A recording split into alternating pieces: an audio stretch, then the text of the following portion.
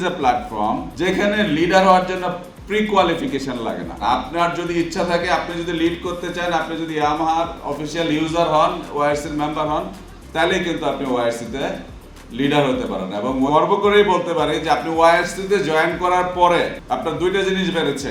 একটা হলো আপনার ন্যাশনাল একটা পরিচিতি বেড়েছে, আরেকটা হলো আপনার মনের মধ্যে একটা মানবিক বোধ বেড়েছে কি বেড়ে না?